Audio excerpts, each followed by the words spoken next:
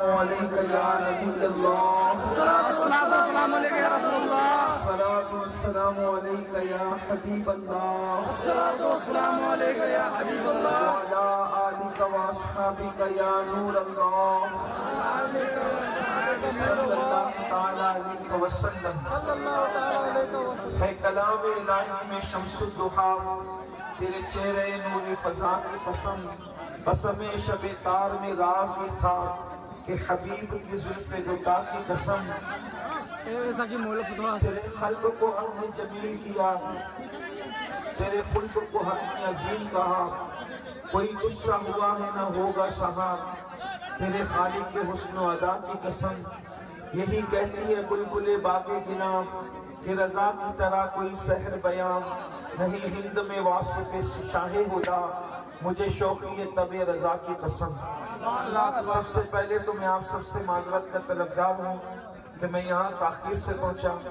تاخیر سے پہنچنے کی وجہ یہ ہے کہ ہم ایک جلسے میں مدعو تھے اور اس جلسے سے یہاں آئے۔ دوسری وجہ یہ ہے کہ یہاں کے منتظمین نے جن صاحب کو کہہ کر کے تاریخ طلب کی تھی، ان صاحب نے مجھے اطلاع ہی نہیں کی، اس لیے مجھے جلسے کی خبر نہیں تھی۔ البتہ بعد میں ہمارے حاجی بن محمد صاحب نے یہ فرمایا ہمارے امیر محترم کے حکم سے، اگرچہ آپ کو دعوت نہیں ہے لیکن آپ کا نام ہے تو آپ چلے جائیں۔ میں نے یہاں کے علماء کرام سے پوچھا تو انہوں نے کہا ہم نے دعوت دی تھی لیکن جن صاحب کے ذریعے سے دی گئی تھی انہوں نے اطلاع نہیں پہنچائی۔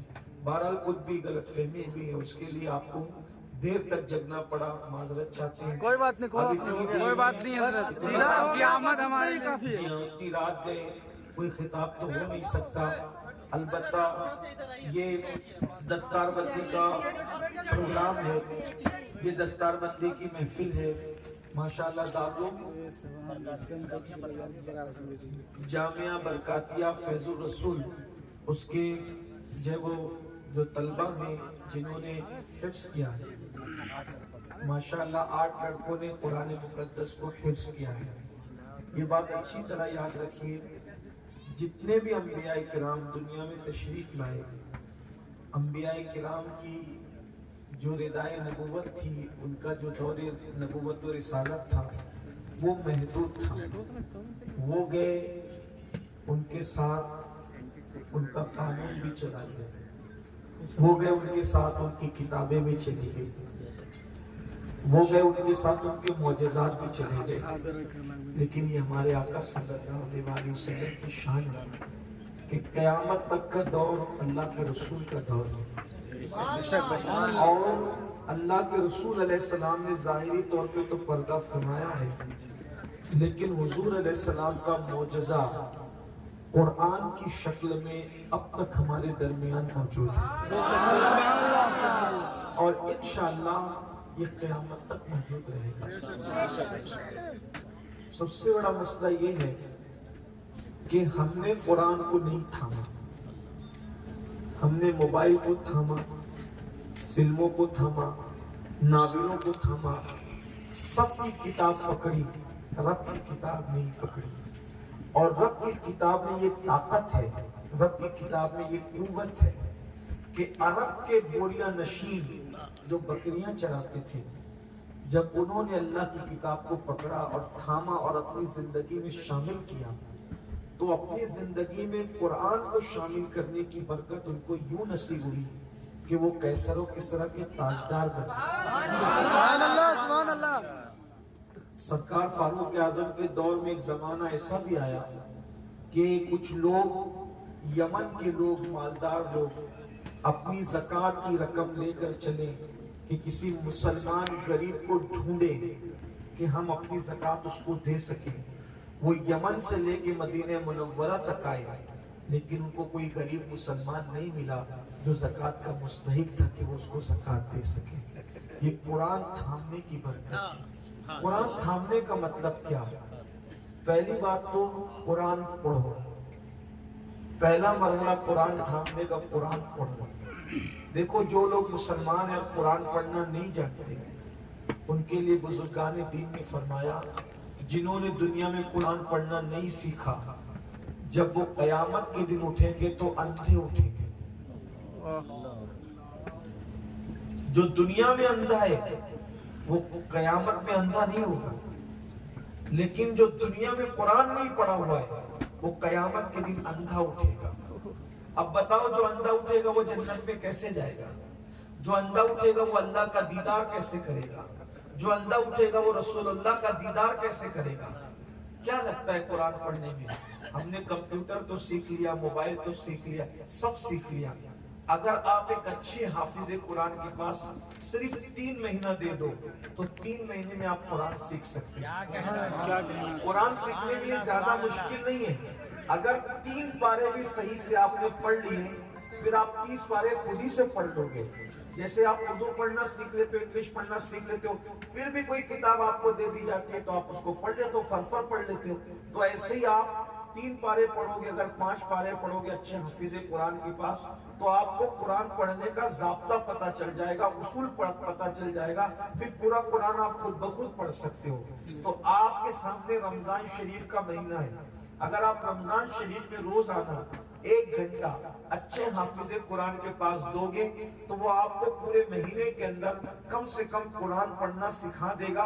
اور قرآن پڑھیے، میں یہ نہیں کہتا کہ آپ 1.5 پارہ پڑھو، 2 پارہ پڑھو، صرف قرآن روزانہ کنز الایمان ترجمے کے ساتھ 1 صفحہ پڑھ لو، بس روزانہ موبائل میں ڈاؤن لوڈ کر لو، 1 صفحہ پڑھ لو، اس کی برکت دیکھو۔ پہلی برکت دیکھیے، ہمارا جو جسم ہے وہ دیسی ہے، ہمارا جسم دیسی ہے اور ہماری روح پردیسی ہے۔ ہماری روح جسم مٹی سے بنا ہے، ہوا سے بنا ہے، آگ سے بنا، پانی سے بنا، یہ سب زمینی چیز ہے۔ آگ، ہوا، پانی، مٹی، 4 چیزوں سے جسم بنا، اور روح نور سے بنا، تو روح پردیس سے آئی۔ تو اب جو پردیس میں رہتا ہے، جو پردیس میں رہتا ہے وہ بے چین رہتا ہے، جو پردیس میں رہتا ہے وہ بے چین رہتا ہے، جو دیش میں رہتا ہے وہ پرسکون رہتا ہے۔ تو اب یہ جو روح ہے یہ پردیسی ہے، تو یہ جسم میں بے چین رہتی ہے۔ تو پردیس میں سکون کیسے ملتا ہے؟ یا تو دیسی مل جائے، لوگ اس دیش کے مل جائے، یا تو دیش سے خطا جائے، یا تو دیش کے لوگ ملے یا تو دیش سے خطا۔ اگر ہم مدینہ شریف جائیں، حج کو جائیں، تو آپ پوچھیے اپنے علاقے والوں سے، اگر انڈیا کا کوئی حاجی مل جاتا ہے تو ہماری عید ہو جاتی ہے، اور اگر جھارکھنڈ والوں کو جھارکھنڈ کا حاجی مل جائے تو ان کی عید ہو جاتی ہے، یوپی والوں کو یوپی کا، یعنی کوئی اپنا مل گیا اب مزہ آئے گا۔ تو پردیس میں کوئی اپنا چاہیے، اور اگر اپنا نہیں ملتا تو ایک دور گزرا ہے، ابھی تو فیس بک کا، یوٹیوب کا اور موبائل کا دور ہے، تو اگر کسی کا فون آ گیا تو کتنا مزہ آتا ہے۔ جب آدمی پردیس میں رہتا ہے تو گھر والوں کے فون پہ لمبی لمبی باتیں کرتا ہے، کیوں؟ کہ تم نہیں تو تمہارا پیغام صحیح، ایسا ہی ہے نا۔ تو اب ہماری روح پردیسی ہے، یہ بے چین رہتی ہے۔ تو اللہ تعالیٰ نے اس پردیس میں، تو چونکہ اب اس کو سکون کہاں ملے گا؟ اللہ کے پاس سے آئی ہے، تو اللہ کے پاس جانے کے بعد اس کو سکون ملے گا، تو اللہ کے پاس کبھی جا سکتی نہیں۔ تو اللہ نے اس کے سکون کے لیے کیا کیا؟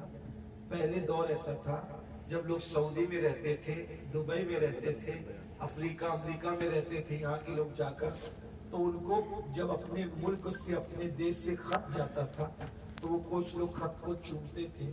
موبائل کا جب دور نہیں تھا، آنکھوں سے لگاتے تھے، سر پہ رکھتے تھے، میری امی کا خط آیا، میرے ابا کا خط آیا، میری بیوی کا خط آیا، میرے بچے کا خط آیا، اور اس خط کو وہ بار بار پڑھتے تھے۔ تو دوست نہیں تو دوستوں کا خط، امی نہیں تو امی کا خط، ابا نہیں تو اماں کا خط، اور وہ خط پڑھ پڑھ کے دل کو سکون ملتا تھا۔ وطن سے چٹھی آئی ہے، وطن سے خط آیا ہے، وطن سے خط آیا ہے، بلا تمثیل۔ اللہ پاک نے جب اس پردیس میں روح کو بھیجا تو اس روح کو اب اللہ سے ملنا ہے، ابھی تو وقت آیا نہیں ملنے کا، تو یہ بے چین رہے گی۔ تو اس کو سکون عطا کرنے کے لیے یہ روح جہاں سے آئی ہے اسی دیش سے پیغام بھی بھیجا، اسی پیغام کو قرآن کہتے ہیں۔ سبحان اللہ۔ تو بھائی یار نہیں تو یار کا پیغام صحیح، یار نہیں تو یار کا پیغام، اب اس کو پڑھتے جاؤ تو روح کو سکون ملتا ہے۔ آج لوگ کیا کہتے ہیں کہ ہمیں سکون نہیں ہے، تو آپ تو جہاں کی پردیسی یہ روح ہے، اس پردیس کے پیغام کو آپ پڑھتے ہی نہیں۔ آپ تو صرف سب الجھے ہوئے ہیں، اپنے جو جسم کا دیش ہے اس میں الجھے ہوئے ہیں، لیکن جو روح کا دیش ہے اصل میں جسم کو سکون روح کے سکون کی وجہ سے ملے گا، اور روح کو سکون کہاں سے ملے گا؟ جب اس کے دیش کی بات کرو گے۔ تو اس کے دیش کی بات کیا ہے؟ اس کے دیش کی بات قرآن ہے، اس کے دیش کی بات ذکر اللہ ہے، اس کے دیش کی بات ذکر رسول ہے۔ تو جب آپ اس کے دیش کی بات کرتے ہو تو پھر اس کو سکون ملنے لگتا ہے۔ تو اگر مسلمان سکون چاہتے ہیں تو قرآن کی طرف آئے۔ کیا کتاب ہے یہ قرآن! سبحان اللہ! اس کو دیکھو تو ثواب، اس کو پکڑو تو ثواب، اس پہ انگلی رکھو تو ثواب، اور پھر پڑھو تو ثواب۔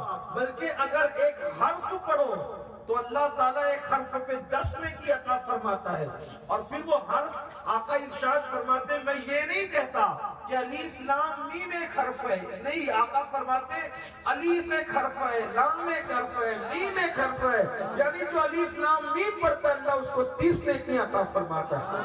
اور مولا کائنات فرماتے ہیں اگر تم چاہتے ہو کہ اللہ تم سے باتیں کرے تو قرآن پڑھا کرو، اور اگر تم چاہو کہ تم اللہ سے باتیں کرو تو نماز پڑھو۔ کتنی بڑی بات ہے! اللہ تعالیٰ نے ہمارے گھر میں اپنی کتاب، اور پھر قرآن کی شان یہ ہے جیسا قرآن اترا تھا ویسے ہی قرآن ہمارے درمیان موجود ہے۔ تو پہلے قرآن پڑھو، نمبر 2 اس کا ترجمہ پڑھو، اور پھر اس کو اپنی زندگی میں شامل کرو۔ اگر قرآن ہم نے اپنی زندگی میں شامل کر لیا، دنیا کی بڑی بڑی طاقتیں ہمارے قدموں میں جھکے گی۔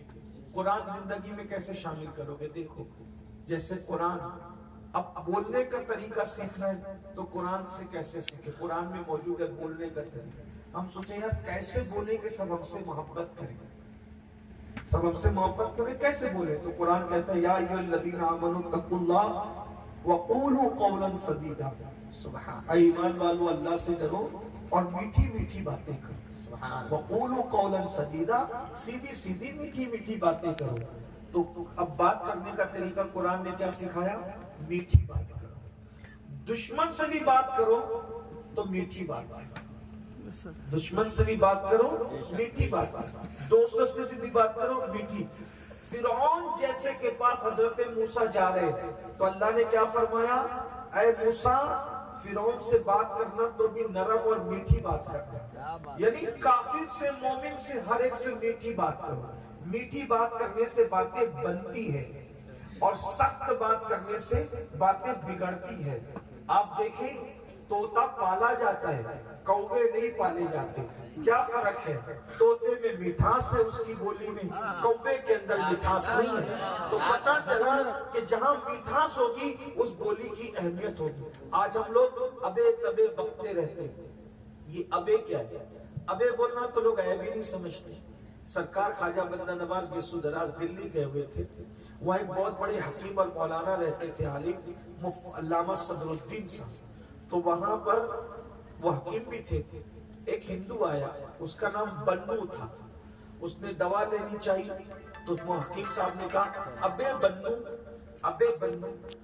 تو حضور بندہ نواز جب وہ بنو چلا گیا تو آپ نے فرمایا آپ عالم ہیں، حکیم ہیں، اور آپ ابے بولتے ہو؟ ابے بولنا مسلمان کو زیبا نہیں ہے۔ تو انہوں نے اب اپنی سبکی مٹانے کے لیے تو آدمی کوئی نہ کوئی دفاع کرتا ہے، کہا حضرت وہ ہندو تھا، وہ کافر تھا، اس لیے میں نے اس کو ابے بولا۔ تو حضرت نے کیا فرمایا؟ وہ کافر تھا نا، آپ تو مسلمان ہو حضرت، آپ کو ابے بولنے کا کیا؟ دیکھو یہ مذہب ہے، ہمارے مذہب میں ابے بولنے کی بھی اجازت نہیں ہے۔ تو جو مذہب ابے بولنے کی اجازت نہیں دیتا وہ مذہب بیوی کو ماں بہن کی گالی دینے کی اجازت کیسے دیتا؟ ایک کافر کو جو ابے بولنے سے منع کرے، صوفیہ کا مسلک دیکھو، جنہوں نے قرآن کو واقعی زندگی میں شامل کیا تھا نا، ان کی فکر دیکھو، کیوں وہ جانتے تھے ابے بولو، گالی دو، گانا گاؤ، کفر بکو، کچھ کرو، سب لکھا جا رہا ہے، اور یہ سب لکھا جا رہا ہے اور قیامت کے دن تمہارے ہاتھ میں دیا جائے گا۔ اور قرآن کہتا ہے اقرأ کتابک، اللہ کے سامنے پھر وہ جو تم نے بکا ہے وہ سب پڑھ کے سنانا ہوگا۔ بلاؤ پڑھ کے سنا۔ حضرت عمر بن عبدالعزیز کے بغل میں پھوڑا ہوا، لوگوں نے پوچھا آپ کو کہاں پر پھوڑا ہو گیا؟ بولے ہاتھ کے نیچے۔ توجہ کریں، ہاتھ کے نیچے۔ تو حضرت نے فرمایا ہاتھ کے نیچے، تو لوگوں نے کہا اتنی لمبی بات کیوں کرتے ہیں آپ؟ सीधे सीधे बोल दो बगल में हुआ।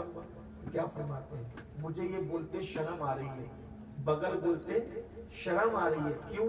क्योंकि मैं जो कहूंगा वो लिखा जाएगा, और जो लिखा जाएगा वो अल्लाह के सामने क़यामत के दिन मुझे पढ़ना पड़ेगा। तो लफ्ज़े बगल में अल्लाह की बारगाह में कैसे पढ़ सकूंगा, इसलिए मुझे बगल बोलने में शर्म। बगल मैं कह रहा हूँ, उन्होंने फिर भी बगल नहीं कहा, उन्होंने कहा जो तुम कह रहे हो वो लफ्ज़ बोलने में मुझे शर्म आती है।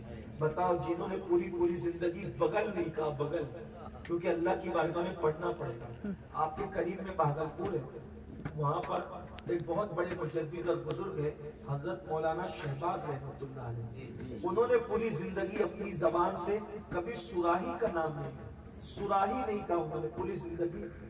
की दुआ चाहता हूँ, दुआ चाहते हैं। उन्होंने पूरी जिंदगी कभी सुराही नहीं कहा। तो लोगों ने कहा आप सुराही क्यों नहीं कहते? कहा इसलिए कि उसके अंदर शराब पी जाती है।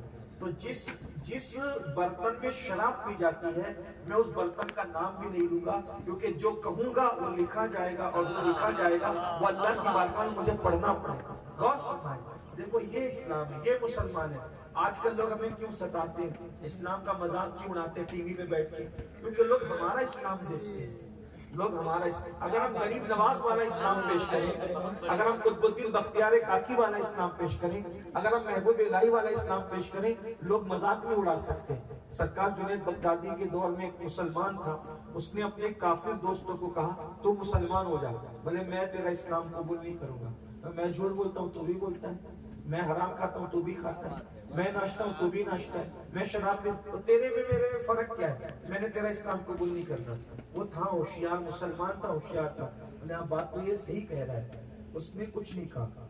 बोले हमारे पीर साहब से एक बार मिल लो। तो गए जुनैद बगदादी के पास, वहां 24 घंटे दोनों रहे। तो उस काफिर ने खुद कहा हजरत मुझे कलमा पढ़ाकर इस्लाम में सुभान अल्लाह। जुनैद बगदादी ने उसको कहा नहीं कि तुम मुसलमान हो जाओ, उसने खुद कहा मैं मुसलमान होना चाहता हूँ। तो उसने कहा मैंने तो दावत दी, तुम मुसलमान नहीं बन, इन्होंने तो दावत भी नहीं दी और तुम मुसलमान हो गया। कहा तेरा इस्लाम मुझे पसंद नहीं है, जुनैद बगदादी का इस्लाम मुझे पसंद है। नारे तकबीर, नारे रिसालत, मसलके आला हज़रत, तालीमाते सुफियाए कराम।